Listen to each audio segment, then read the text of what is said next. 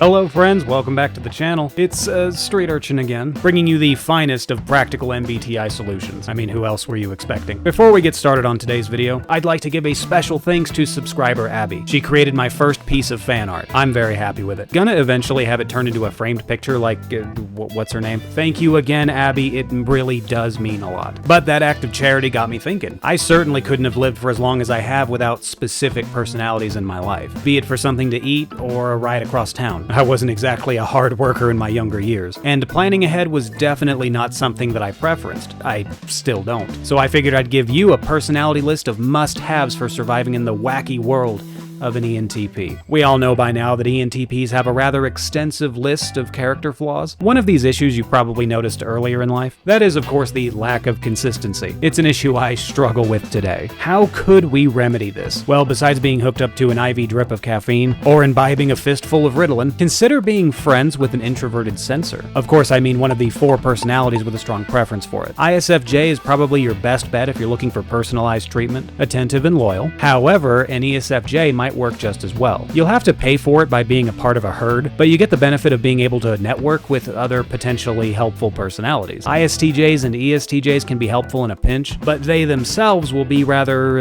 unreliable on your quest for stability. You're missing that oh-so-helpful extroverted feeling, which tends to have them be disinterested unless money or relations is involved. In my old age, I've learned that being consistent can open up a great number of opportunities for an ENTP earlier in life. It's a quality that's trusted by a great many others in society. Normally, an ENTP is too busy contemplating the mysteries of the universe, writing stories, or seducing people, to focus on maintaining a schedule. It's also incredibly boring to do so, and having one of these 4 personalities in your pocket could drastically improve your life. Sun's up, so your ass should be out of bed anyway. Next eyesore of crippling ENTP traits. Putting your plans into action. It's no secret that ENTPs enjoy the conjuring of ideas, the process of creation, but they're not all that big on, executing them. That takes time, focus, and worst of all, effort. So what personality types can help you overcome this incredibly inconvenient anthill? Knowing just about anyone with a lot of money and investment experience would be good. But if you weren't born into that kind of lifestyle, finding an ENTJ might be your top priority. Of course, getting one of them on board is a rather tricky prospect, as it would be anytime you make a deal with the devil. They'll want half the profits, ownership of the product, your soul. You have to really make it worth their time and effort. Not to mention that type is rare as hell. So if you happen upon one, maybe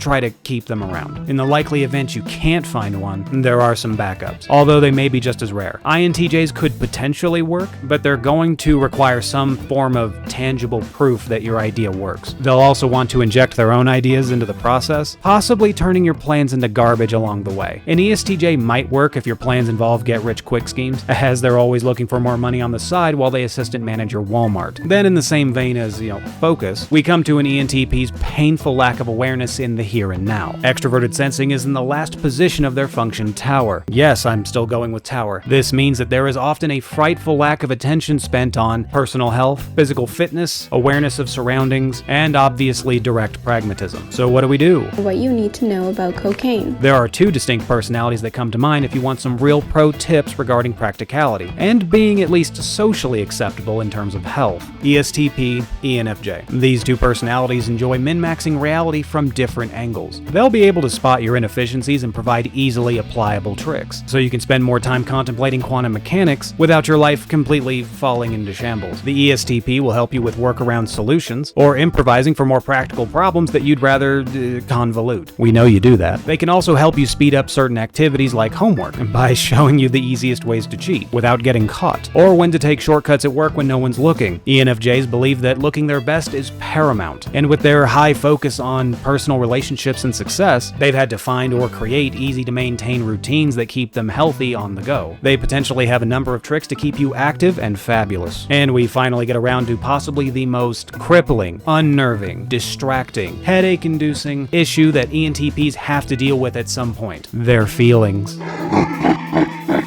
ENTPs do not focus on their feelings. They do not spend a lot of time on morals, values, codes of ethics, etc., etc. But that doesn't mean they're non-existent. It simply means they get ignored in favor of good old philosophy. Ignoring them for long periods of time, which is normal, is going to have your inner workings looking something like an overgrown tumor that's about to pop. There really isn't an easy fix for this, because even the process of letting those emotions kind of seep out of you will cause some manner of discomfort. You'll even go back and think about how embarrassing it must have been to be so vulnerable. This is not something that you should shy away from. Otherwise, you develop an 18-year-long drinking habit. Gulp. There aren't many personality types that can just come to your rescue without some immediate drawback. One might suggest an INFP, but they'll really want to deep dive into your emotions, and you'll end up spending way more time than you wanted to in a amateur therapy session. You could try an ISFP, but they're only going to be interested if you're in some sort of romantic relationship. The only real choice in this is the ENFP. People's feelings are the types of puzzles they genuinely enjoy. They love analyzing what you're going through, and don't require any special currencies in exchange. The truly difficult part would be keeping them around as a regular therapist. It's not uncommon for them to jump from subject to subject, person to person. They'll most likely have a very long list of people that come to them for emotional support, and may not always be available to you. Thankfully, you shouldn't really need it all that often, what with the myriad of medicinal supplements available. In any case, don't go too long with ignoring those feels, because it will inevitably damage you psychologically, and that will eventually translate into damaging you physically. Definitely want to keep those cortisol levels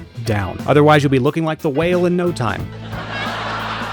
And those are some hopefully helpful options in keeping you balanced and well-adjusted. If you're a younger ENTP, you'll probably ignore it. If you're older, you've probably already f***ed yourself. But if you decide to keep these types in your arsenal, you'll have a significantly easier time. Thank you all for watching. If you enjoyed the video, make sure to like and subscribe. Maybe share on Facebook or wherever you find MBTI related content. Discord links are down below. The turnout for Movie Saturday was better than usual. Yeah, no surprise. So we're going to be doing it again. I was thinking maybe we could play a game of What's Their Type, where we pick out YouTubers and figure out their MBTI types. But that's all I've got for today's video, and I'll catch you next time. Bye!